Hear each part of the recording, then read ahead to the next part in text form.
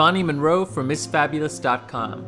Our first show for New York Fashion Week took us just steps off of Times Square to see the Theia Spring 2012 collection by designer Don O'Neill. So Don, we're back again. Now it's spring 2012 season. Can you tell us a little bit about your inspiration for this collection? Well, spring was inspired by the goddess Chloris. And Chloris was the goddess who brought spring into the forest. So basically you can imagine a dark winter forest and the goddess Chloris, it sounds like a tongue twister, the goddess Chloris arriving through the forest and restoring life and light into the forest. So the collection was basically inspired by her journey through the forest, imagining the flowers coming back to life, imagining the streams and the rivers coming back to life, and imagining the green, which was represented by the Verde in the collection, imagining the flowers, the carpets of flowers being swept up into fabrics and being printed onto organzas. The brocades were inspired by flowers. There were flowers on the garments. And then actually you saw the girls themselves were Chloris inspired also with their beautiful chignons with the actual flowers sprouting from their very heads, which was kind of spectacular.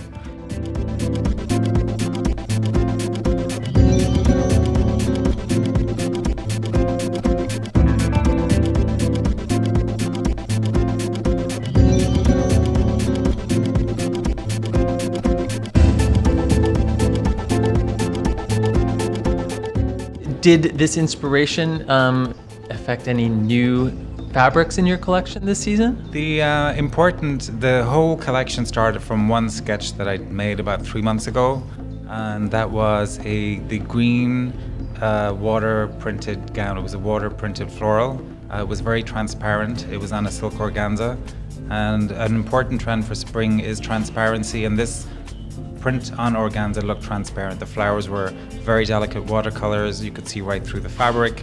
And I wanted to sort of whip up a gown that looked light, ethereal, featherweight.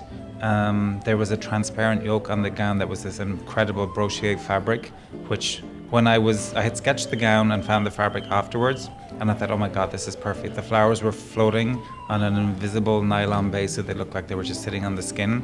And that sort of the genesis of the collection started with that one dress, and then it flowed from there. You also mentioned that one of your color choices was inspired by Elizabeth Taylor.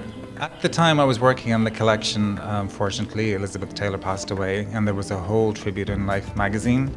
Gorgeous pictures, obviously gorgeous woman. And there was this beautiful color picture of her, and her eyes were this spectacular violet blue. And I knew she had famous violet eyes, but I'd never really seen the color so beautifully printed. I'm like, oh my God, this color is amazing. And I wanted to incorporate that into the collection, which you saw today in beautiful printed silks and in the crunchy sequins and in the silk laser cut habitai discs, because it's just such a flattering, beautiful, stunning color. And I'd never done that color before. Well, it was very, very gorgeous color on the runway, definitely. Good. And it'll look gorgeous on almost anybody, I think. You also had, and other important colors were the Verde. The Verde was important, again, coming from the forest and the mossy greens in the forest, sort of working from the ground up.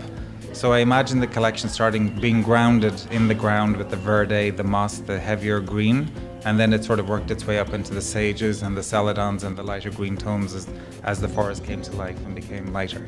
So the color tone started, as I said, with the darker green, working through the lighter one, and then in the violets through, thanks to Elizabeth Taylor, but also the flowers themselves, which were captured on a beautiful chiffon print, which was stunning, which floated in the chiffon around the model today, which was one of my favorite dresses.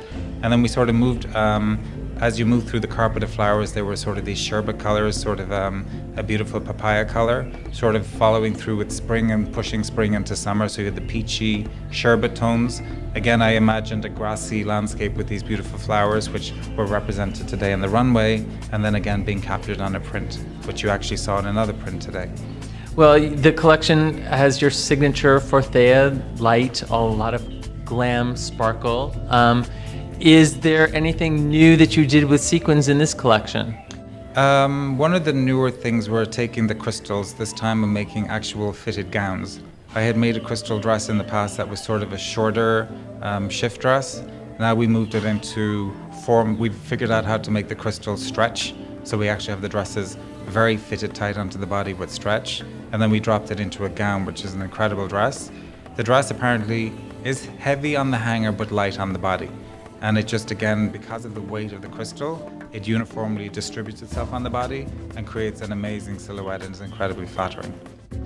You also have in this collection a new segment of Theia, which is more geared towards day events, correct? Yes, we call it the Day Cajun collection, which was coined by Melissa. Basically, we have weddings, afternoon weddings, you have bar mitzvahs, you have bridal showers, you have baptisms, you have did I say bar mitzvahs?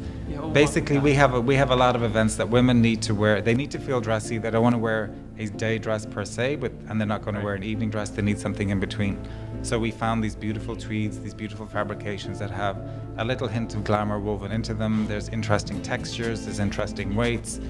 We found a whole slew of different fabrics, keeping the silhouettes very simple, but the fabrications very elegant and very classic. For a lot of women, they could be worn in the evening, but for a lot of women who want an unembellished daytime dress, these were very important for that category.